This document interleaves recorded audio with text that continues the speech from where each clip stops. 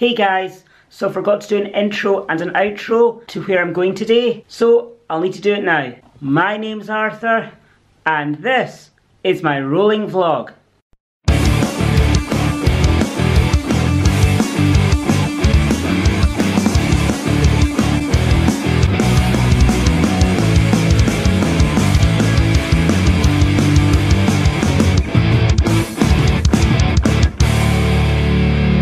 So in this week's vlog, I visited Amazing Animals. Now Amazing Animals is a rescue centre, I would say about half an hour from the parks. Now I'll need to stress that this place is a privately run centre. You can't just turn up and you have to pre-arrange a visit, and it costs $40 per person, and that will give you a private tour around the rescue centre. So let's just start where the tour begins, and I'll tell you more about it at the end of the vlog. Alright, get a lot of these guys. Some of them are sold at pet stores when they're cute little babies, and people don't do their research and don't realize this thing's gonna get big. Some of them get pretty, live a long time. Exactly. Pretty much everything in here can live about 30 years and get a pretty good size. So people think they get a cute little lizard, and it turns out not to really be the case. And then since it's warm out, a lot of people let things go, and they it'll be nice, they'll like it out there, but nothing in here is from Florida, so they shouldn't be found roaming our ecosystems. So we try to be here to take them in, give them a good home.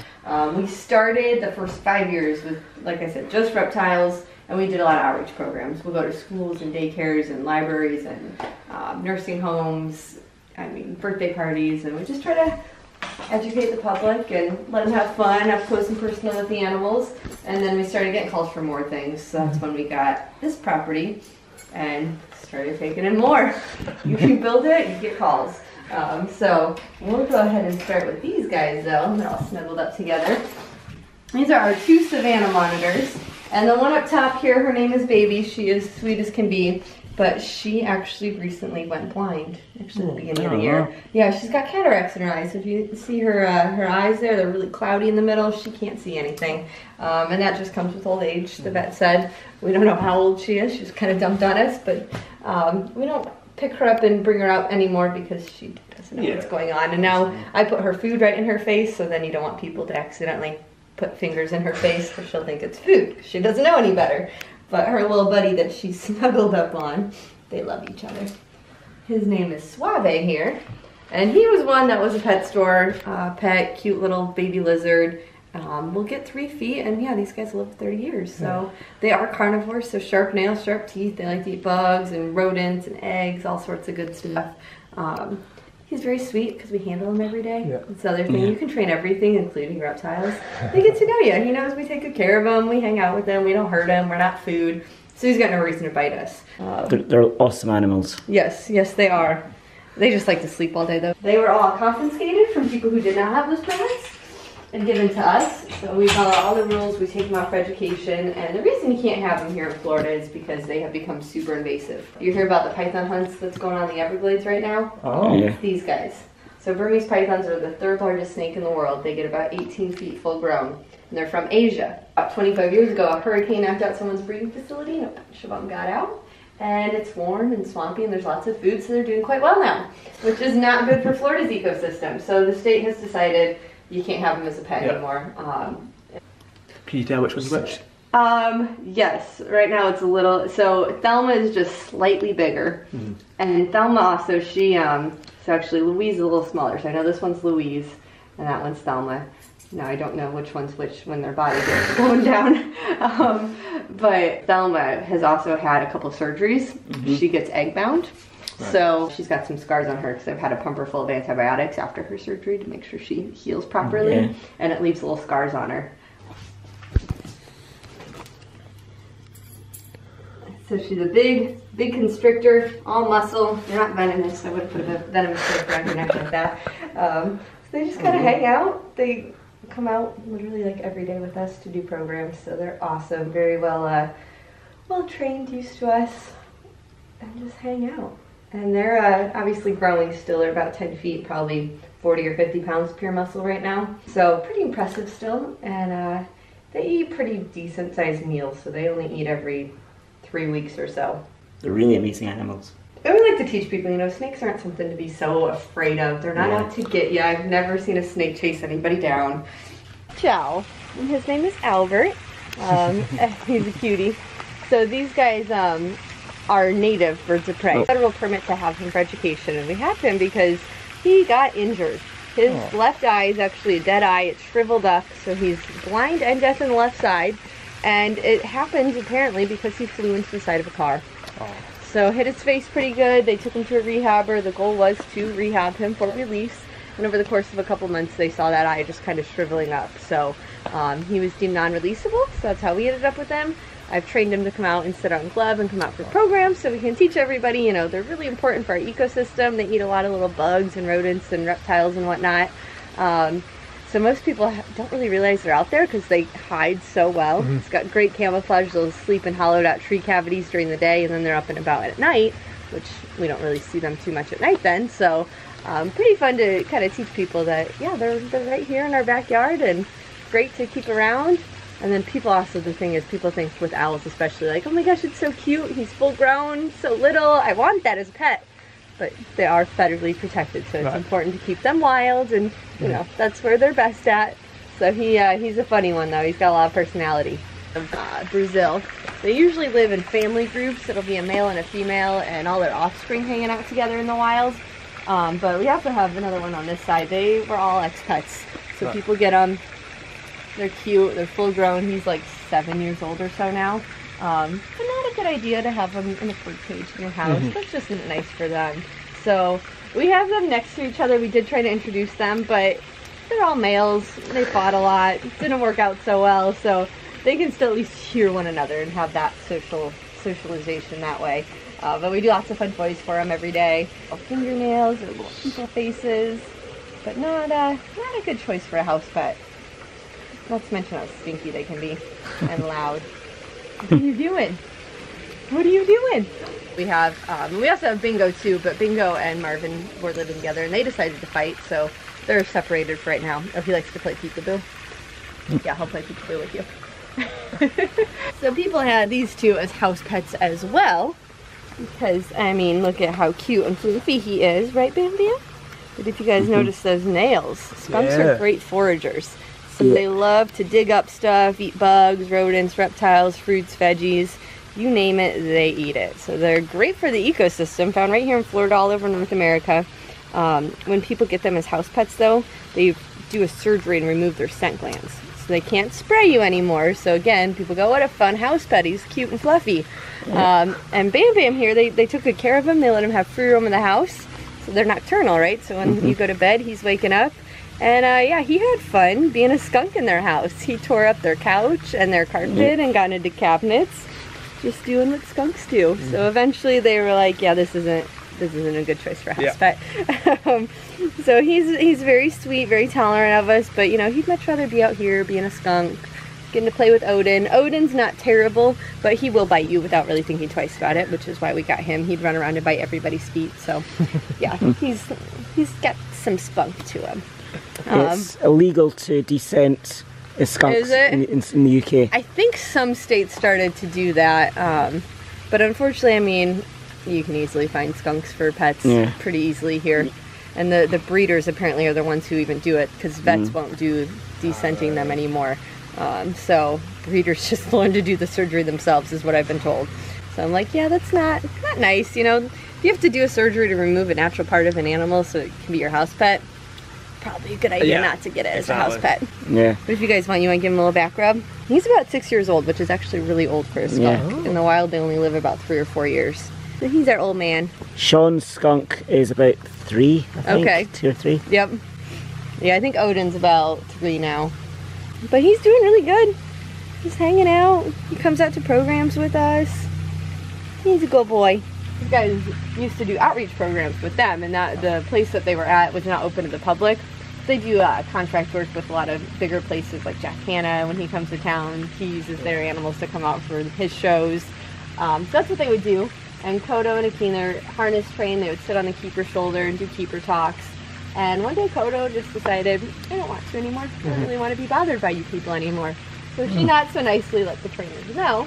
And so they were like, you know, that's fine. You can be retired if you don't want to come out and hang out anymore. If that's not fun to you, you don't have to. There we go. I knew they. You see it? Hi, lady. Oh yeah, there's a bag with goodies in it over there.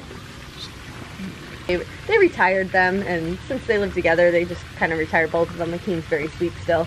So that one's Kodo right there. Hi, Kodo. What you doing? Go see what's in that bag. Some goodies in there.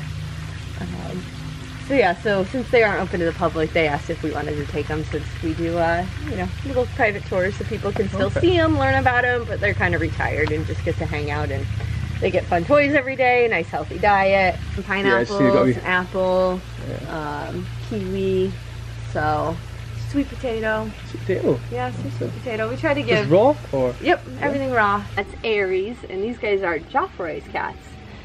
So Joffreys are a small wild cat native to South America. So yeah, these guys are full grown. They're about 2.5 years old. He's 8 pounds, she's 5.5 pounds.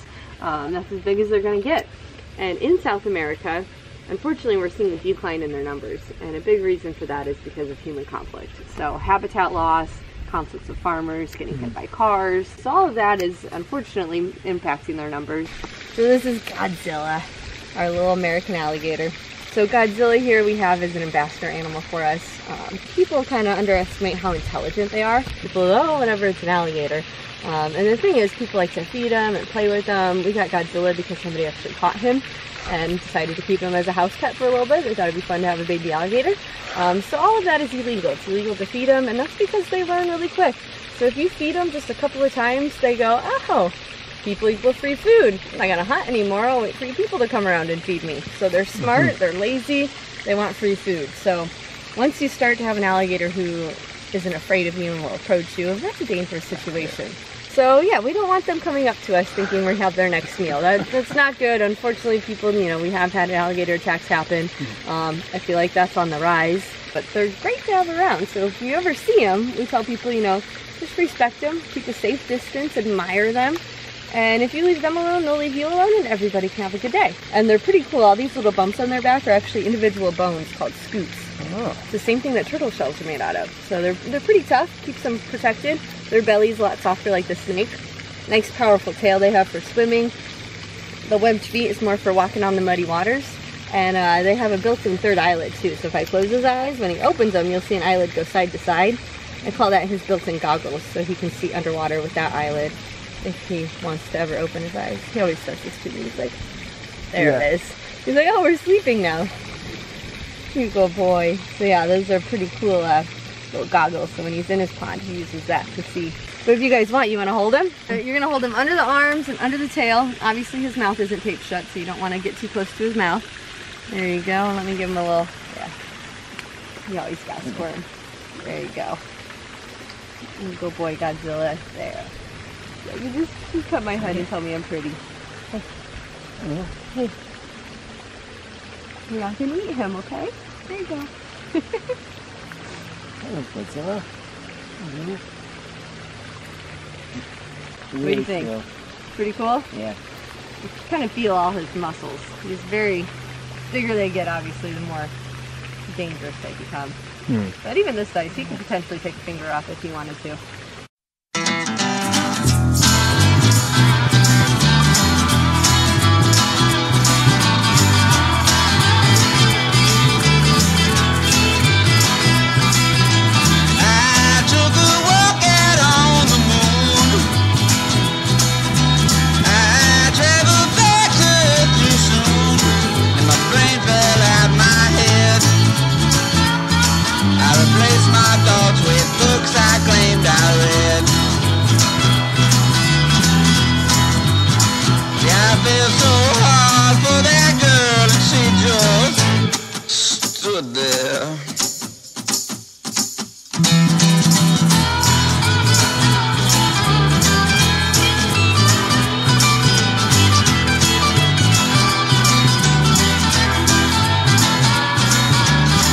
Can you see those teeth? Oh my goodness. Wow. Those big rodent teeth. That's why we have all the logs in here so we can see stuff up. And then that big scent gland on the top of his head there so they can communicate. So hopefully him and Penelope will hit it off, and I think they'll, you know, keep each other company and they can play together. You go boy. That's all my treats. That's all my treats.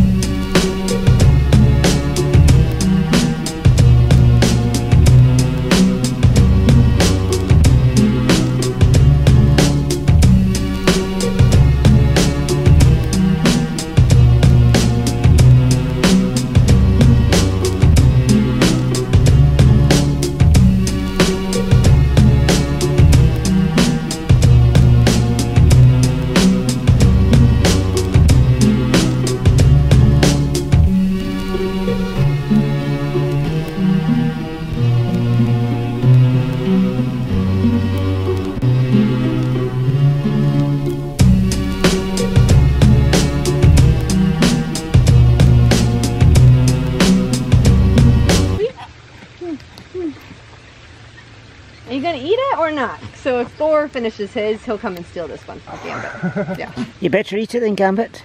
He's like, but they poke just the tiniest little hole and then use the shell like a bowl and lick out the rest of the yolk. Yep, yep. He's gonna get it. Oh my goodness. Oh. We were called marbles.